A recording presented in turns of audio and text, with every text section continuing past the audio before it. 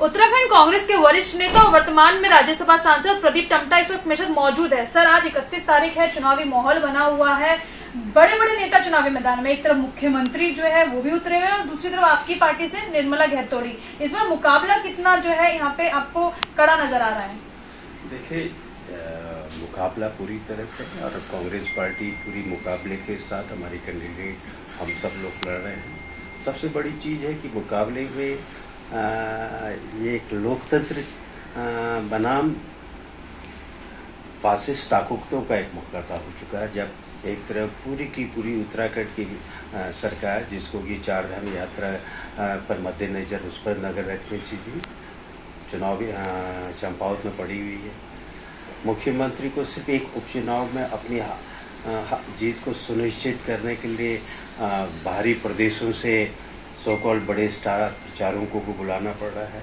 और सबसे बड़ी उस चीज़ में थी कि प्रदेश की सरकार ने प्रशासनिक मशीनरी का जम के दुरुपयोग किया, कांग्रेस के कार्यालयों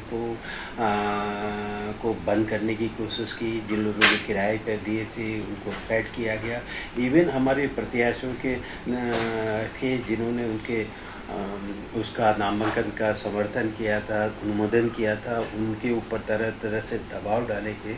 तो असल में अगर हम ये चंपावत को चुनाव कहें, ये चंपावत का चुनाव लोकतंत्र की ताकतों की, लोकतंत्र की जीत का एक चुनाव है कि आखिर इस देश में क्या लोकतांत्रिक प्रक्रिया स्वस्थ होंगी या आने वाले भविष्य में। यानी कि आप कह रहे हैं कि कहीं ना कहीं जो चुनाव इस बार हो रहा है, जो आज का चुनाव है, उसमें प्रशासन और शासन दोनों की एक बड़ी मिली भगत है, जिस तरीके का सिनेरियो आपको बनता नजर आ रहा है पूरी तरह से। अगर देखिए, हमने कांग्रेस के कार्यालय को हमने एक से किराए में लिया, 2 घंटे उस कार्यक्रम में मैं खुद उस कांग्रेस के कार्यालय के उद्घाटन में था और इत्तेफाक से वो कार्यालय एक पुलिसकर्मी ने मकान बना गया अपने परिश्रम से उसका था, उसको भी कुछ किराया मिल रहा था। उसके उच्च अधिकारियों ने उसको तत्काल दबाव डाल करके उससे कार्यालय को खाली करवाने के लिए दबाव डाला, उसका ट्रांसफर दूसरी जगह। ये वही कार्यालय है जहां अभी जो है चुनावों के दौरान आप लोगों ने बनाया था चंपावत में? बिल्कुल चुनाव में चंपावत विधानसभा के बनबसा क्षेत्र। तो इस तरह जगह जगह चंपावत के खुद कार्यालय पे जिसका था उसके ऊपर दबाव गया। एक तरह से पूरी प्रशासनिक मशीनरी का दुरुपयोग किया गया है। पूरी सरकार को को इस समय उत्तराखंड को सबसे जरूरत है, गर्मी का मौसम, आपदा का सलाह, पूरी स्वभाव पे हमारी चार धाम यात्रा, लोगों को मालूम नहीं कि हमको कितने दिन का रजिस्ट्रेशन है, उस पर सरकार का कोई ध्यान नहीं। मेरा सवाल क्योंकि भी चुनावों को लेकर है, 3 तारीख को परिणाम भी आना है, लोकतंत्र पे आप भरोसा करते हैं कि जो मतपेटी में क्या परिणाम होगा? जो भी जनता का निर्णय होगा वो 3 तारीख को निकलेगा। लेकिन मूल तो सबसे बड़ी ललोकतंत्र में चुनाव और जीतना और हारना एक पहलू है, एक पहलू के सिक्के हैं, कोई जीतेगा कोई हारेगा।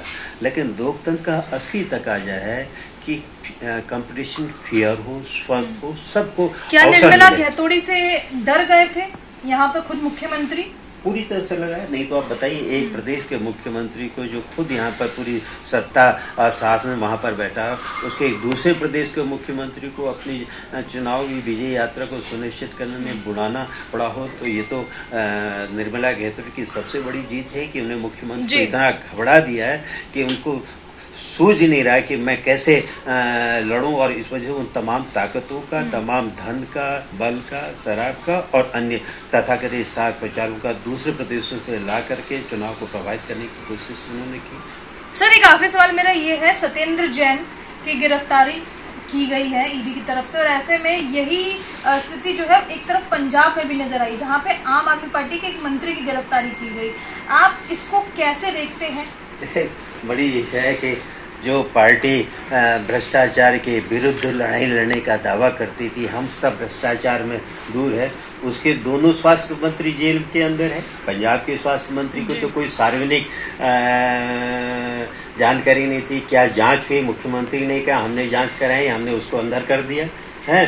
तो एक तरफ दिल्ली के स्वास्थ्य मंत्री आखिर बचाए केजरीवाल साहब, जब पूर्व में जब कांग्रेस की सरकार थी और उस समय पंजाब के तत्कालीन मुख्यमंत्री की भतीजी और किस पे ईडी ने छापा मारा था। उस समय तो आपने ईडी के जज को खूब मनाया था कि पंजाब में भ्रष्टाचार है, मुख्यमंत्री के विरुद्ध उसने पूरे उस चुनाव में उसका उपयोग किया था। और जब वही ईडी आपके मंत्री को क्या कहते किसी भ्रष्टाचार के मामले में गिरफ्तार करते हैं, तो अब आप कहते हैं ये झूठा मामला फरेब है, ईडी का दुरुपयोग किया जा रहा है। सवाल है कि आम आदमी पार्टी की जो तथाकथित छवि थी वो साफ हो गई। जो लोग लोकपाल के नाम पर भ्रष्टाचार को दूर करने के लिए लोकपाल इंस्टीट्यूशन के नाम पर सत्ताओं में आए थे, आज वो सब जगह देख रहे हैं कि उन्होंने भ्रष्ट लोगों को, चाहे उत्तराखंड में हमने देखा कि उन्होंने ऐसे ऐसे लोगों को टिकट दिए जिनके ऊपर भ्रष्टाचार के आरोप थे, कमीशनबाजी के आरोप थे।